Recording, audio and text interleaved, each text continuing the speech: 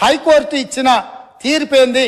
నిజంగానే ఈ ప్రభుత్వం బాధ్యత ఉంటే 30 లక్షల మంది నిరుద్యోగ యువకులు ఈరోజు ఉద్యోగ ఉపాధి అవకాశాల కోసం 10 సంవత్సరాల నుంచి చిక్కడపల్లి సెంట్రల్ లైబ్రరీలోనో లేకపోతే దిల్సుఖ్ నగర్లోనో గౌలిగూడలో లేకపోతే ఈరోజు అమీర్పేట్ చౌరస్తాలో కుక్కట్పల్లి చౌరస్తాల్లో ఈరోజు కోచింగ్ సెంటర్ల అశోక్ నగర్ చౌరస్తాల్లో లక్షలాది మంది విద్యార్థులు ఈరోజు ఉద్యోగ ఉపాధి అవకాశాల కోసం పోటీ పరీక్షలకు గ్రామాలలో ఉన్న తల్లిదండ్రులు రూపాయి కూడబెట్టి ఈరోజు వాళ్ళని ఇక్కడ పెట్టి చదివిస్తే 10 సంవత్సరాల ప్రభుత్వంలో ఉన్న ఉద్యోగ ఖాళీలను భర్తీ చేయకపోను బాధ్యతారహితంగా నిర్వహించడం వల్ల ఆ ప్రశ్నపత్రాలు లీక్ అయి బజార్లలో పల్లి బఠానీలు అమ్ముకుంటుంటే దానికి సంబంధించిన చర్యలు తీసుకొని బోర్డును రద్దు చేసి కొత్త బోర్డును బాధ్యతారహితంగా నిర్వహించాల్సిన ఈ పార్టీ ఈ ప్రభుత్వం ఆనాడు ఆ చర్యలు చేయలే.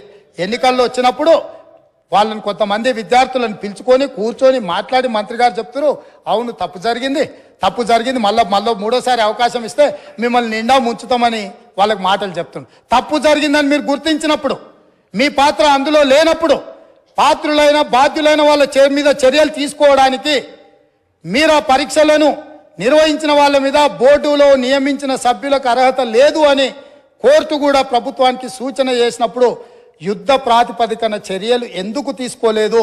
దీనికి కారణం మీరు కాదా? ఇలాంటి 10వ తరగతి పరీక్ష నిర్వహించలేనోళ్ళు, 12వ తరగతి పరీక్షల పేపర్లు దిద్దలేనోళ్ళు, తెలంగాణ పబ్లిక్ సర్వీస్ కమిషన్ ద్వారా ప్రభుత్వ ఉద్యోగ నియామకాలు చేపట్టలేనోళ్ళు ఖచ్చితంగా సిగ్గుతో తల వంచుకోవాల్సిందే. తెలంగాణ సమాజానికి క్షమాపణ చెప్పి తీరవలసిందే అధ్యక్ష. అదేవిధంగా అధ్యక్ష ఇంకొక మాట చెప్పదలుచుకున్న అధ్యక్ష, స్కూల్ ఎడ్యుకేషన్ మీద ఇచ్చిన రిపోర్ట్లో నేషనల్ అచీవ్మెంట్ సర్వే ర్యాంకింగ్ 31 అధ్యక్ష. అంటే ఇంకా కింద ఏది లేదు అధ్యక్ష. అసలు నేషనల్ అచీవ్మెంట్ సర్వే స్కూల్ ఎడ్యుకేషన్కి సంబంధించి తెలంగాణ రాష్ట్రానికి ఉన్న ర్యాంక్ ఏంటంటే 31. రాష్ట్రాలే కాదు యూనియన్ టెరిటరీల కంటే కూడా అధ్వానంగా తెలంగాణ రాష్ట్ర విద్య ఉంది అని అంటే ఈ తప్పకుండా వాళ్ళు తల వంచుకోవాల్సిందే, సిగ్గుపడాల్సిందే అధ్యక్ష.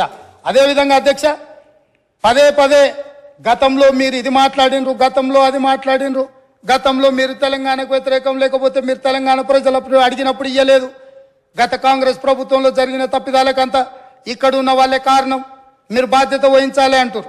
నేను ఒక్క మాట మీ ద్వారా చెప్పదలుచుకున్నా అధ్యక్ష, ఉమ్మడి రాష్ట్రంలో సమైక్య పాలనలో 16 మంది ముఖ్యమంత్రులుగా 16 సార్లు ముఖ్యమంత్రులుగా ఉన్న వాళ్ళు ఎవరు ఈ ప్రాంతానికి సంబంధించి న్యాయం చెయ్యలేదు, ఇక న్యాయం జరగదు అన్న ఆలోచన వచ్చి తెలంగాణ ప్రజలందరూ తెలంగాణ జేఏసీ కింద కోదండరామ్ గారి నాయకత్వంలో అన్ని రాజకీయ పార్టీలు ఏకమయ్యి ఒక్క పాటలో నడిచి, అది మిలియన్ మార్చ్ కావచ్చు, సకల జనుల సమ్మె కావచ్చు, అనేక రూపాలలో ఉద్యమాలను నిర్మించడం ద్వారా ఆనాడు సహకరించని పార్టీలను కూడా కాంగ్రెస్ పార్టీ మాట్లాడి కాంగ్రెస్ పార్టీ లోక్సభలో శ్రీమతి సోనియా గాంధీ గారు యూపీఏ చైర్పర్సన్ గారి నాయకత్వంలో మన్మోహన్ సింగ్ గారు ప్రధానమంత్రిగా ఉన్నప్పుడు తెలంగాణ రాష్ట్రాన్ని మేము ఏర్పాటు చేసిన మాట వాస్తవం కాదా?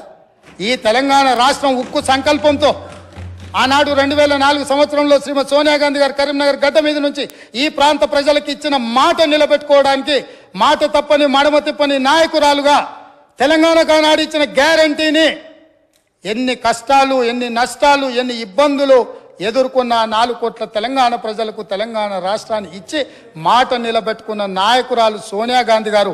ఇది నేను కాదు, వాళ్ళ నాయకుడు ఇక్కడ నిలబడి చెప్పిండు. ఇవాళ వాళ్ళకు గుర్తు లేకపోతే మీ ద్వారా మిమ్మల్ని అడుగుతున్నా, ఓ రోజు వారు ఇక్కడ నిలబడి సోనియా గాంధీ గారి దయ వల్లనే, సోనియా గాంధీ గారి ఉక్కు సంకల్పం వల్లనే ఈ తెలంగాణ రాష్ట్రం వచ్చిందన్న చెప్పిన విషయాన్ని మీరు అనుమతిస్తే ఇక్కడ కెమెరా, ఇక్కడ వీడియో పెట్టి, ఇక్కడ మొత్తం టీవీ పెట్టి మీ ద్వారా వాళ్లకు తెలంగాణ ప్రజలకు నేను చూపించదలుచుకున్న అధ్యక్ష. ఇదే కాకుండా అధ్యక్ష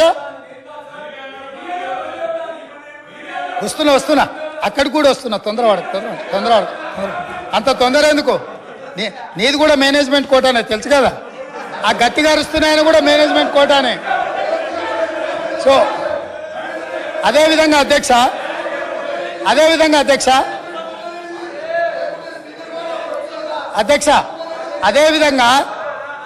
18 జూలై అధ్యక్ష బాగినాలే ప్రతిపక్ష నాయకులు 18 జూలై 1996 ఒక చర్చ సందర్భంగా ఈ చర్చ 610 జీవో మీద తెలంగాణ సమస్యల మీద చర్చ జరిగినప్పుడు ఒక గొప్ప నాయకుడు, చాలా గొప్ప నాయకుడు అని చెప్పుకునే వాళ్ళు ఏం మాట్లాడినరో నేను చెప్పదలుచుకున్నా అధ్యక్ష.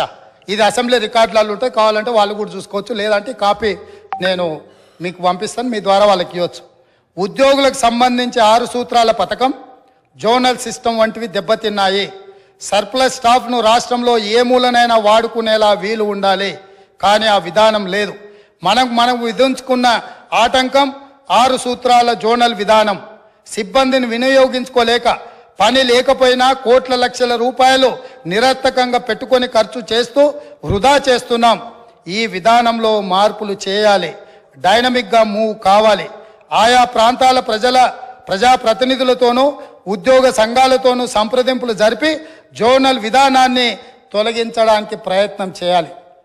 ఆనాడు 69 తెలంగాణ ఉద్యమంలో ఎంతోమంది అమరులై కేంద్ర ప్రభుత్వంతో కొట్లాడి నిటారుగా నిలబడి సాధించుకున్న జోనల్ విధానాన్ని, జోనల్ విధానం ద్వారా ఉద్యోగ ఉపాధి అవకాశాలలో తెలంగాణ వాటాను కోటాను నిర్ణయం చేసి జోనల్ విధానం తీసుకొస్తే ఈ 18 జూలై 1990 ఆనాడు మంత్రిగా ఉన్న శ్రీ గౌరవనీయులైన కల్వకుంట్ల చంద్రశేఖరరావు గారి ప్రసంగంలోని పాఠం.